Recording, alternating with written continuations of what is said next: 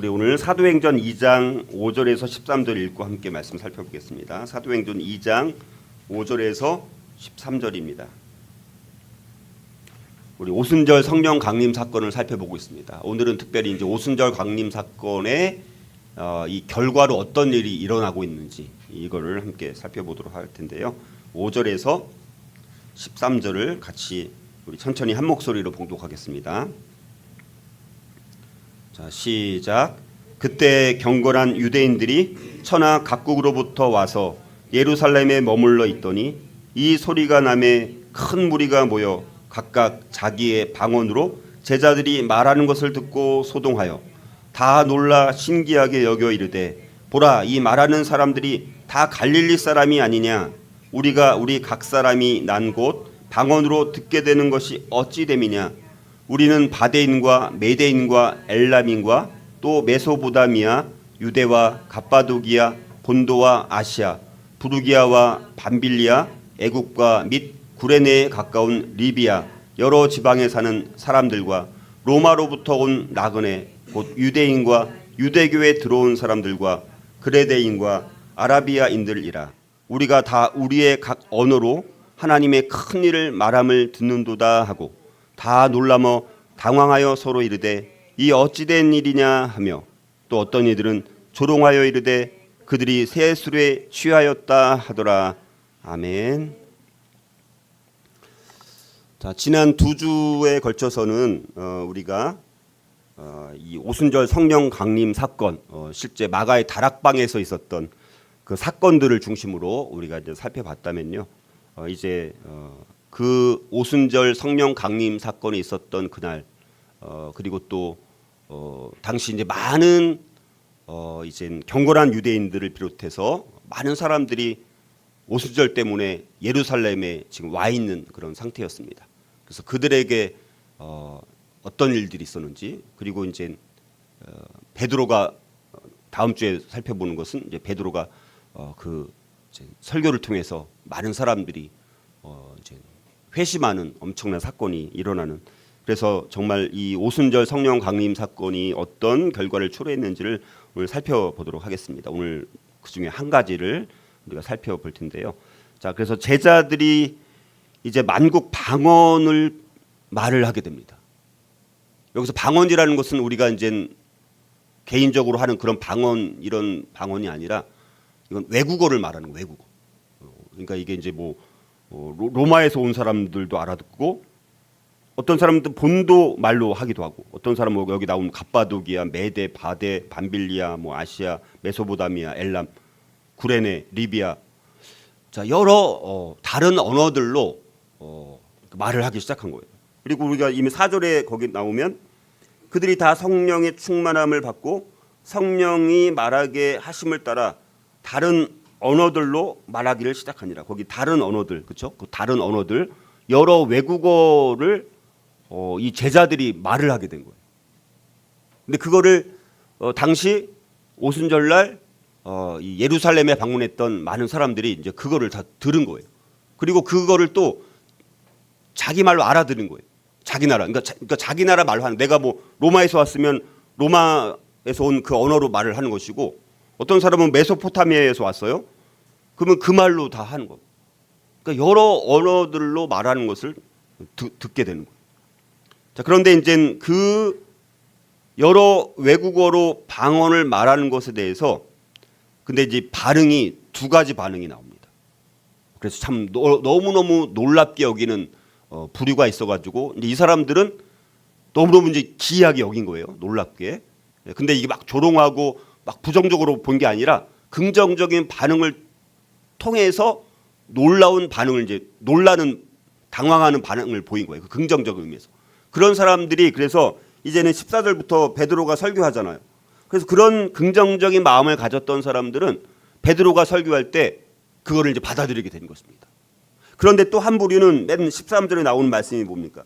또 어떤 이들은 조롱하여 이르되 그들이 새 술에 취하였다 하더라. 완전히 부정적으로 조롱하고 희롱하는 반응을 보이는 거예요. 그러니까 똑같은 외국 언어를 다 들었는데 반응이 전혀 다릅니다. 물론 이제 후자 13절에 나오는 사람들은 주로 여기 이제 13절에 나오는 사람들은 다른 사람들은 대부분 이방에서 온 사람들이에요. 그 여기 유대인 경건한 유대인들. 근데 이제 여기 13절에 반응을 보인 사람들은 이미 유대 여기 본토에 살고 있었던 사람들이라고 이제 보는 것입니다. 그리고 오히려 이방에서 온 경건한 유대인들이 이제 여기서 긍정적인 반응을 보이고 또 유대 본토에서 살고 있는 사람들은 오히려 부정적인 반응을 보이는. 이 두 가지 반응 전체적으로 우리가 그런 내용이라고 이제 볼 수가 있습니다. 자, 그래서 이 사도행전 2장 5절에서 13절에 나오는 이 말씀을 통해서 한 8가지로 오늘 아주 간단하게 오늘 중요한 것만 이렇게 살펴보도록 하겠습니다.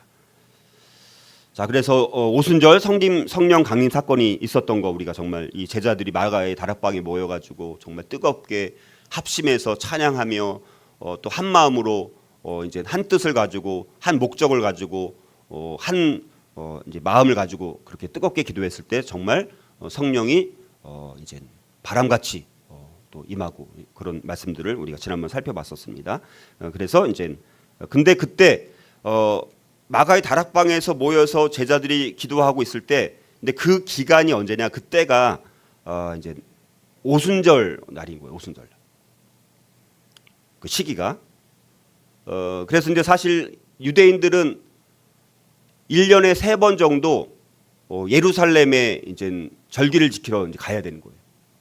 그래서 이제 뭐 유월절, 그다음에 오순절, 초막절 주로 이 세 절기 때 원래 다 3번 가야 되는데 3번 가기가 쉽지는 않습니다. 그래서 이제 그게 이제 점점 바뀝니다. 3번 다 가야 되는데 최대한 많이 이렇게 가도록 이렇게 말이 좀 바뀝니다. 나중에. 그래서 근데 이제 문제는 지금처럼 교통이 발달했던 시기가 아니다 보니까 6월절에 이미 왔었던 사람들 아마 그때가 이제 예수님이 돌아가신 그때가 6월절이라고 보는 거잖아요. 그리고 이제 50일이 지나는 때가 오순절인 거예요. 그러니까 아예 예루살렘에 6월절 첫 번째 절기를 지키러 왔다가 근데 이제 생계 때문에 왔다 갔다 하려면 갔다 오려면 또 몇십일 걸릴 수도 있는 거예요. 그러니까 아예 6월절을 지키고 오순절을 지키면 거기에다가 세 절기 중에서 2절기를 한꺼번에 지킬 수 있는 거잖아요. 그러니까 사람들이 오순절 때 많이 또 여기 모여 있는 상황이 된 것입니다. 그러니까 이때 지금 갑자기 오순절에 맞춰서 온 사람들도 물론 있을 것이고 아예 그냥 6월절을 지키기 위해서 미리 왔던 사람들이 예루살렘 이제 근방에서 이제 숙식을 하면서 이렇게 있었던 그런 상황이었다는 지금 이 상황이 그래서 우리가 그 상황을 좀 이해하시면 더 좋을 것 같습니다. 그래서 이제 그때 지금 이제 오순절 성령 강림 사건이 있었던 그때입니다. 그리고 이제 오순절 임했던 그때 경건한 유대인들이 천하 각국으로부터 와서 예루살렘에 머물러 있더니 그러니까 이미 머물러 있었던 거예요. 미리 와가지고 아니면 6월절 때 왔던 사람들이 오랫동안 여기서 머물러 있었던 사람들도 있을 것이고 자 그래서 많은 사람들이 있었던 그 상황 속에서 마가의 다락방에서 그런 엄청난 오순절 성령 강림 사건이 있었던 것입니다. 그래서 이 소리가 나매 큰 무리가 모여서 각각 자기의 방언으로 제자들이 말하는 것을 듣고 여기 들었다 이렇게 말씀합니다. 세계 여러 나라들로부터 거기 이제 몇 절이에요? 9절부터 나오는 11절까지 여러 나라들이 다 나오잖아요. 여러 나라들. 그래서 여러 나라들을 굳이 여기 이렇게 다 일부러 세부적으로 기록하고 있는 이유는 복음이 여기에서 이제 왔던 사람들에게 다시 나중에 복음이 어떻게 된다는 것입니까? 다시 복음이 만국 가운데 퍼져 나가게 될 것을 보여주는 사건인 거예요. 자, 그래서 여러 나라들로부터 예루살렘에 와 있던 특별히 이제 디아스포라 유대인들이에요. 여기 대부분들은 유대인들입니다. 근데 혈통적으로 유대인들도 있는 것이고 왜냐하면 이젠 뭐 다 흩어졌었잖아요. 바벨론 포로 사건, 뭐 그다음에 뭐예요? 그다음에 뭐 여러 사건들 해가지고 다 디아스포라 된 유대인들이 곳곳에 살고 있는 거예요. 지금 여기 9절에서 11절에 나오는 여러 그 장소 나오잖아요. 거기 흩어져서 살고 있는 사람들. 자, 그리고 또 그렇지 않은 유대인이 아닌데 혈통적으로 근데 이제 유대교에 입문한 사람들도 있는 거예요. 그래서 거기 몇 절이에요? 거기 보면 10절에 보면 여러 지방에 사는 사람들과 로마로부터 온 나그네 곧 유대인과 또 유대교에 들어온 사람들, 유대교에 들어온 사람들. 그러니까 이방인이었다가 이제 보니까 유대교가 그래도 되게 합리적이고 좋은 종교 같다. 뭐 이렇게 생각했던 사람들이 많이 있는 거예요. 그래서 그들이 유대교에 이제 들어온 사람들인 거예요. 물론 지금 예수님을 믿는 사람들은 아닌 거예요. 다 경건한, 근데 그 사람들이 대부분이 경건한 유대인들이라는 거예요. 자, 그 사람들이 이제 5절 6절에 이 성령의 강림의 역사를 이제 목격하게 된 것입니다. 이들이. 그러니까 굉장히 정말 신기한, 정말 기이한 일이 일어난 것입니다. 자, 그래서 우리가 이걸 통해서 첫 번째 우리가 교훈 얻을 수 있는 것은 하나님의 말씀을 헌신적으로 따르고 섬기는 경건한 그리스도인이 되어야 한다는 것입니다. 자, 물론 여기 경건한 유대인들은 아직은 예수님을 믿은 사람들은 아닙니다. 아직은. 그러니까 구약의 율법을 믿었던 사람들이죠. 자, 그렇지만 그럼에도 불구하고 어찌 됐든 그 당시에 아까 말씀드렸던 남자는 특별히 1년에 3번 절기를 지키러 예루살렘에 방문해야 되는데 이것을 지키는 게 어려운 일입니다. 그렇죠? 아까 말씀드렸다시피 6월절 왔다가 또 오순절 또 왔다가 또 초막절 또 오고 이러면 뭐 엄청나게 많은 나를 일을 할 수 없는 상황이잖아요. 근데 여기 이제 온 사람들은 그럼에도 불구하고 자기가 살고 있는 디아스포라 되어가지고 흩어져 있었던 자기가 살고 있는 지역에서 그래도 자기가 유대인이고 경건하게 하나님의 말씀을 따르고 또 율법을 지키기 위해서 정말 신실하게 정말 견고하게 신앙을 갖고 하나님 그래도 아직 구약의 하나님이지만 구약 율법을 지키기 위해서 애쓰려고 아주 신실하게 노력하는 그런 경건한 사람들이 있었다는 것입니다. 자, 그런 사람들에게 어쨌든 이런 성령 강림 사건을 목도할 수 있는 엄청난 특권이 주어졌다는 것입니다. 그러니까 우리가 항상 하나님의 내가 물론 어떨 때 율법을 지킨다는 것이 뭐 율법주의적으로 지키는 것이 너무 이제 어렵긴 하죠. 우리가 물론 신비에 새겨져서 율법을 정말 내가 정말 자율적으로 자원하는 마음으로 지켜야 되는데 그렇지 않을지라도 어쨌든 율법을 어쨌든 우리도 말씀을 지키기 위해서 애쓸 때 그때 뭔가 하나님께서 기회를 주신다라는 것입니다. 그러니까 여기에 온 사람들은 하나님의 말씀을 헌신적으로 따르고 섬기는 경건한 유대인들이었다라는 것입니다. 그들 가운데 이런 은혜가 있었다라는 사실들을 우리가 한번 기억을 하고 그래서 첫 번째 우리가 하나님의 말씀을 헌신적으로 따르고 섬기는 경건한 먼저 그리스도인이 되어야 한다. 우리가 그렇게 할 때 하나님께서 또 은혜를 주실 수 있다는 것. 하나님께서 또 기회를 주실 수 있다는 것입니다. 네, 오늘 간단하게만 살펴보도록 하겠습니다. 자, 두 번째는 인류를 구별짓는 모든 장벽을 뛰어넘어서 그리스도 안에서의 진정한 일치와 회복의 기쁨을 누릴 수 있어야 합니다. 자, 이게 무슨 말이냐면요, 여러분들 우리가 그랬잖아요. 우리 바벨탑 사건 때는 하나님이 사실 그때는 오히려 사람들한테 흩어져 가지고 모든 민족 가운데 흩어져서 살 것을 말씀을 하셨는데 이들이 거기 시날 평지에다가 바벨탑을 쌓고 이제 성을 쌓고 이제 거기서 다 모여서 살려고 했던 거잖아요. 그게 하나님의 뜻에 반하는 거잖아요. 그래서 하나님께서 그들을 흩으려고 언어를 혼잡케 한 거예요. 그렇죠? 그래갖고 그때는 언어를 다 혼잡케 해서 같은 말을 썼던 사람들이 갑자기 말을 서로 못 알아듣는 갑자기 똑같은 말을 썼던 사람들인데 갑자기 외국어로 막 말하기 시작하니까 비슷한 언어를 쓰는 사람끼리 흩어지기 시작한 거예요. 하나님께서 흩어 놓은 거잖아요. 근데 이제 이번 이 오순절 성령 강림 사건은 물론 다른 언어를 다 사용하지만 그러나 여러 나라들에서 다 온 사람들이 말은 다르지만 이 성령 강림에서 성령 충만을 받았던 이 제자들이 각 나라 언어로 말을 하는 것을 들은 거예요. 근데 그 말이라는 것이 뭐 그냥 막 우리가 하는 이렇게 막 방언 그런 방언이 아니라 진짜 외국어로 말을 하는 거예요. 제가 지금 니온고대 고토시오 하나시대 마스 이런 식으로 막 말을 하는 거예요.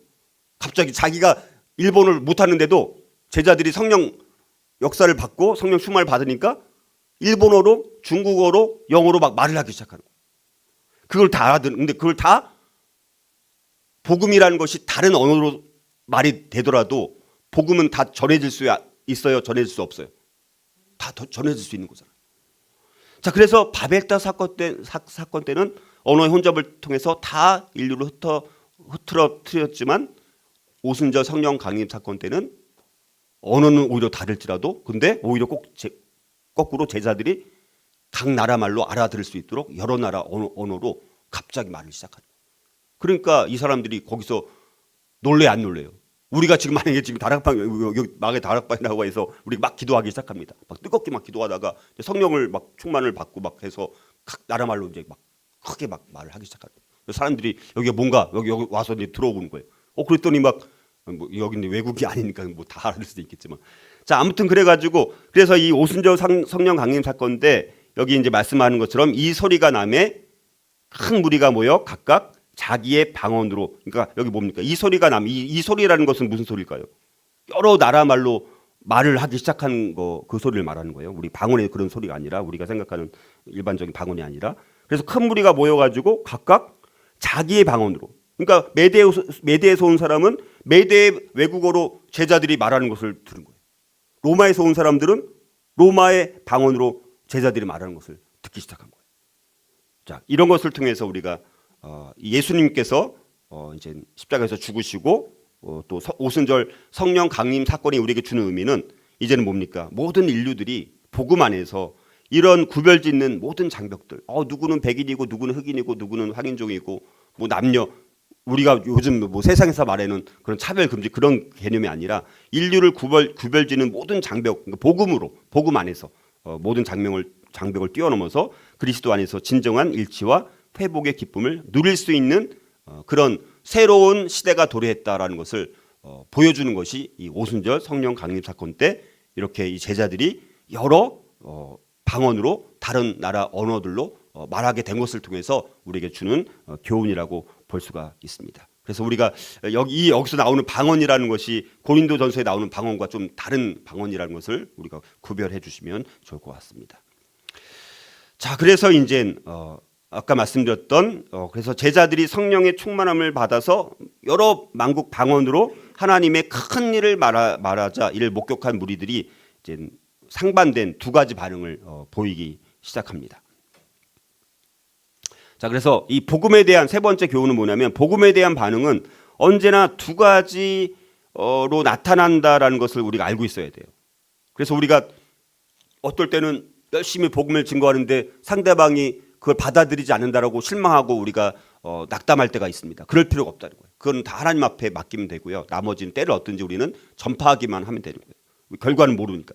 자, 그렇지만 어찌됐든 두 가지 반응이 항상 있다라는 거예요. 두 가지 반응. 결국 그리스도인에 대해서 관용적이거나 호의적인 사람들의 한 부류가 있고 또 한 부류는 그리스도에 대해서 적대적인 사람들 이 두 부류로 항상 나타난다. 이거는 늘 그래서 이 두 가지 부류가 있다라는 것을 우리가 늘 기억을 해야 된다라는 거.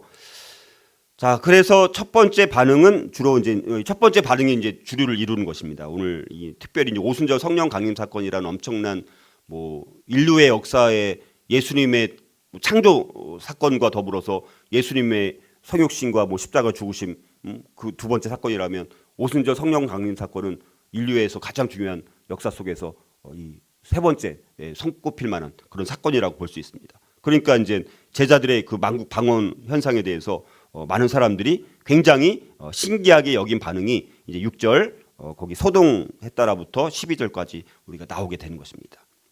그래서 네 번째 교훈은 이제 6절 끝에 보면 소동하여 이렇게 말씀이 나오죠. 자, 하나님께서 오순절 성령 강림의 증거로 방언을 말하게 하신 것은 복음 전도를 위한 사전 작업이라는 측면에서도 볼 수 있어야 된다라는 것입니다. 자, 이것을 또 우리 7절과 8절에도 보면 다 놀라 신기하게 여겨 이르되 보라 이 말하는 사람들이 다 갈릴리 사람이 아니냐 우리 각 사람이 난 곳 방언으로 듣게 되는 것이 어찌 됨이냐 이렇게 말씀을 합니다. 자, 아까 말씀드렸다시피 여러 나라에서 경건한 유대인들이 다 온 거예요. 근데 이 제자들이 막 자기 나라 말로 외국어로 말하는 거예요. 근데 자기들이 봤을 때는 갈릴리 사람들은 주로 어떤 사람들이에요? 많이 배운 사람들이에요? 좀 못 배운 사람들이에요? 좀 못 배운 사람들입니다. 변방지역이에요. 변방지역. 약 시골. 그래서 이 갈릴리 촌뜨기 일종의. 근데 이 갈릴리 출신 이 촌뜨기 같은 사람들이 갑자기 여러분 세련된 영어로 말을 해봐요. 그러면 사람이 달라 보여요? 안 달라 보여요? 달라 보이는 거잖아요. 지금 그런데 여러 나라 말로 그렇게 막 말을 하기 시작하는 것입니다. 자, 그래서 이것을 통해서 촌뜨기 같았던 갈릴리 출신들의 제자들이 막 이렇게 여러 여기 보면 우리가 8절에 우리 각 사람이 난 곳 방언.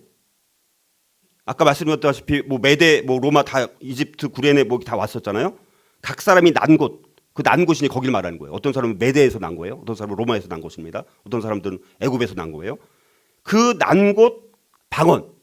자기가 난 애굽에서 태어났으니까 이제 뭐 이집트 말을 하고 있는데 그 이집트 말로 방언으로 말을 하는 것을 듣게 되니까 야 이게 어찌된 일이냐. 그리고 이 사람들 갈릴리 출신들 촌뜨기 같은 사람들이 어떻게 이런 말을 하냐라고 깜짝 놀라면서 이렇게 말을 하는 거예요. 자, 근데 이것은 아까 말씀드렸다시피 바벨탑 사건 때는 언어를 다 혼잡시켰다면 오순절 성령 강림 사건은 이걸 통해서 이제 언어는 또 다르지만 복음으로 다 알아들을 수 있는 말로 다 하게 됐다는 거예요. 자, 그래서 여러분들 이게 중요한 것은 뭐냐면 이렇게 알아듣는 말로 말을 했을 때 그냥 뭐 그냥 일반적인 말을 한 게 아닙니다. 뒤에 보면 하나님의 무슨 일을 말하는 것을 듣는다라고 말합니까? 11절에. 하나님의 큰 일을 말함을 듣는다. 하나님의 큰 일을 말. 하나님의 큰 일. 하나님의 큰 일이라는 게 뭘까요? 하나님의 큰 일. 예, 그러니까 하나님의 큰 일이라는 것은 이제 여기 14절부터 베드로가 설교하잖아요. 베드로가 설교하면서 예수 그리스도에 대해서 설교하거든요. 그러니까 일종의 이들이 방언으로 말했을 때 하나님의 큰 일을 방언으로 말한 거예요. 하나님의 큰 일이라는 것은 예수님께서 어찌됐든 그러니까 복음의 핵심된 진리의 말씀들을 전한 거예요. 그러니까 그 방언으로 말했다라는 것은 우리가 말하는 막 방언으로 막 이렇게 말하는 그런 개념이 아니라 외국어로 복음의 핵심 진리들을 하나님 앞에 하나님 안에서 그리스도 안에서 값없이 우리가 은혜를 받고 예수님을 믿으면 우리가 구원을 받고 뭐 이런 여러 가지 복음의 핵심 진리들을 말하는 것을 외국어로 들었다는 거예요. 자, 그걸 이제 들었을 때 14절부터 베드로가 오순절 설교를 했을 때 나중에 3,000명이 한꺼번에 믿는 역사들이 있잖아요. 그때 3,000명이 다 여기 주로 여러 나라에서 온 경건한 유대인들이 이런 사전에 이런 작업을 통해서 마음이 또 열리게 되었고 그 다음에 놀랍게 여기면서 정말 놀라운 일이다. 더 이제 호기심과 관심을 더 갖게 될 수 있는 마음의 문이 더 열린 상태에서 이제는 이 일이 일어나게 되는 거거든요. 3,000명이 이제 한꺼번에 구원받는. 자, 그리고 더 나아가서 아까 말씀드렸던 것처럼 이제 복음 전도가 여러 나라로 이제 앞으로 전파되게 될 것이다. 이거를 이제 미리 보여주는 사건이라고 이제 볼 수가 있습니다. 자, 그래서 이제 9절에서 11절은 주로 세계 각국으로부터 몰려든 다양한 수많은 사람들인 디아스포라 유대인과 또 아까 말씀드렸던 유대교로 개종을 한 이방인들이 거주하던 대표적인 지역의 이름들이 9절에서 11절에 나오는 것입니다. 그게 이제 여기 뭐 로마, 본도, 갑바도기아, 메데, 바데, 메소포타미아, 엘람, 밤빌리아, 아시아, 구레네, 리비아, 이집트, 아라비아 뭐 이렇게 해가지고 지금 여기에 지역 이름이 다 나오고 있다는 것입니다. 자, 이것을 통해서 결국은 뭡니까? 다섯 번째, 복음 전파의 확신을 갖고 우리가 성령의 말하심에 따라 그리스도의 복음의 진리를 여러 언어로 만인에게 전파해야 된다라는 것입니다. 자, 이것을 통해서 여러 나라 말로 제자들이 방언을 말했던 것처럼 지금도 그래서 여러분들 근데 이것이 지금 다시 실현이 거의 다 됐다는 거예요. 우리가 위클리프 성경 번역회라고 들어봤나요? 위클리프 성경 번역회. 제가 말씀드렸잖아요. 처음에 윌리엄 캐리 때는 이렇게 해안 지역, 연안 지역으로 선교를 갔었던 거예요.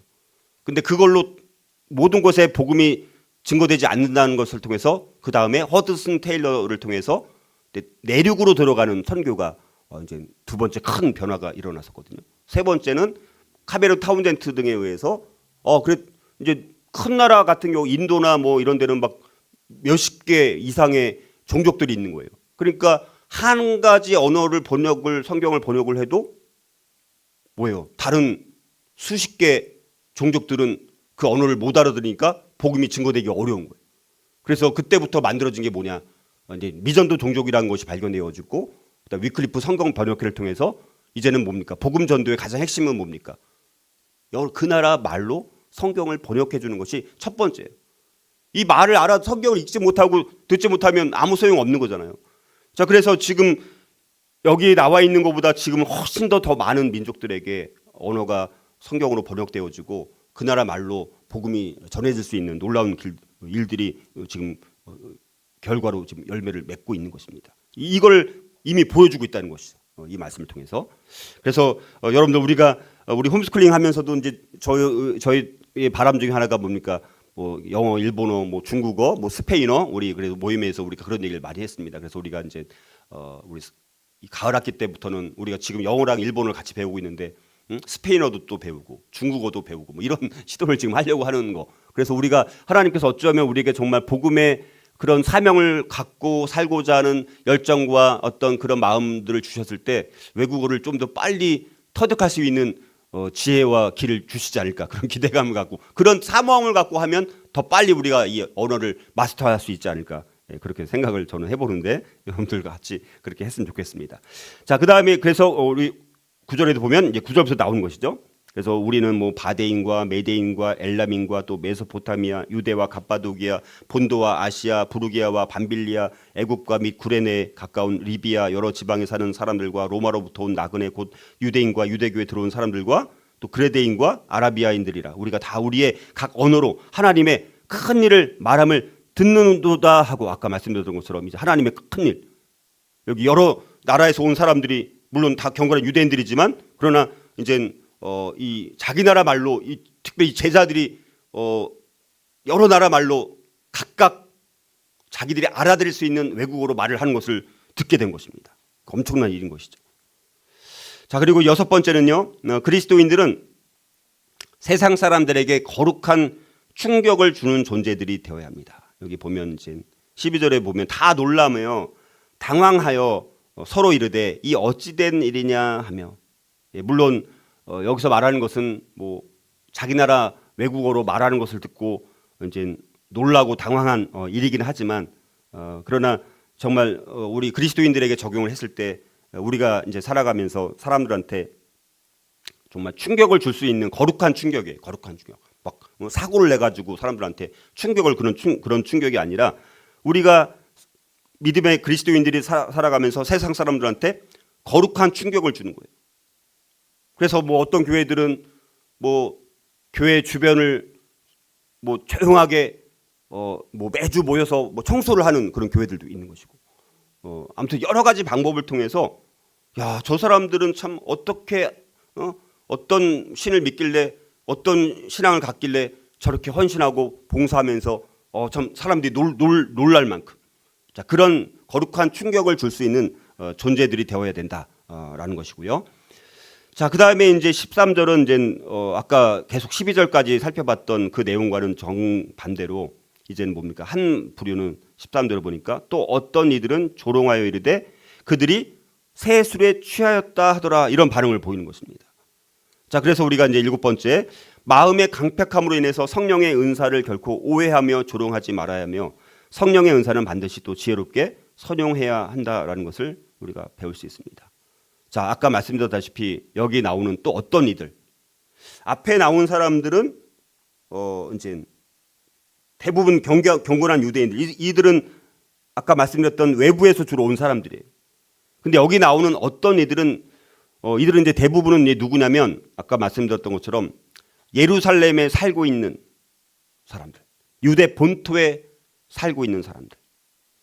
그러니까 다 외국어로, 제자들이 외국어로 말을 하는데 자기들은 이 말을 알아들을 수 있어요? 못 알아들을 수 있어요? 오히려 못 알아듣는 거야. 외국에서 온 사람들 오히려 알아들어요, 반대로. 정말 놀라운 일이죠.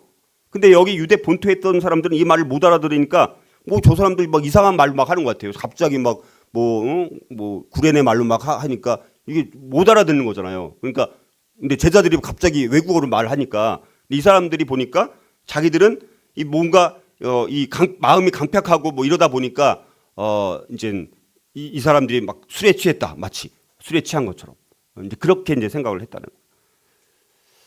자, 그리고 이제 어쨌든 우리가 여러 은사들을 갖고 있을 때 이거는 우리가 지혜롭게 선용을 해야 된다. 자기 이익을 위해서만 사용하는 것이 아니라 우리가 지혜롭게 우리가 선용해야 된다. 그래서 우리가 방언도 때로는 또 가려가면서 또 해야 될 때도 있고, 또 어떤 은사들은 또 가려가면서 이렇게 해야 되는 것들이 있습니다. 그래서 우리가 지혜롭게 우리가 선용해야 된다라는 거. 그리고 마지막으로는 결론적으로 그리스도인의 본분은 단지 때를 얻든지 못 얻든지 상대의 반응과 관계없이 최선을 다해서 복음을 증거하고 성령이 이끄시는 대로 거룩한 지식과 말을 이웃에게 전하는 전도자들이 되어야 한다라는 것이 마지막 결론입니다. 아까 말씀드렸던 것처럼 이들이 외국어를 막 방언을 말했을 때 어떤 부류는 정말 놀랍게 여기고 기이 여겨가지고 그 후에 베드로가 설교할 때 마음의 문이 이미 열린 상태에서 이제 베드로가 설교할 때 이제는 회개하라라고 말하고 여러 가지 복음을 증거했을 때 그때 다 받아들이지 않습니까? 근데 또 한 부류는 지금처럼 조롱하는 거예요. 야, 너네들 술에 취해갖고 이상한 말 하네? 막 이렇게 막 조롱하는 것처럼. 그러니까 마음의 강팍함이 있을 때는 우리가 그럴 수 있다라는 것입니다. 그래서 우리가 아까 말씀드렸던 것처럼 복음을 전할 때는 반드시 긍정적인 반응을 보이는 사람들이 있고 부정적인 반응을 보이는 사람들이 있다. 그러나 우리의 본분은 뭡니까? 때를 얻든지 못 얻든지 상대의 반응이 긍정적이든 부정적이든 그런 거에 상관하지 않고 최선을 다해서 우리가 받은 복음을 정확하게 우리가 분명하게 증거하는 거, 우리가 그것이 임무고, 또 성령이 이끄신 대로 지금 제자들은 자기들이 뭐 생각해서 배워서 한 것도 아니잖아요.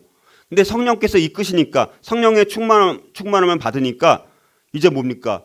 이 외국어로 갑자기 막 복음을 증거할 수 있는 그런 놀라운 일들이 일어나게 되는 거예요. 우리도 성령의 이끄시는 대로 거룩한 지식과 말을 이웃에게 전하는 전도자들.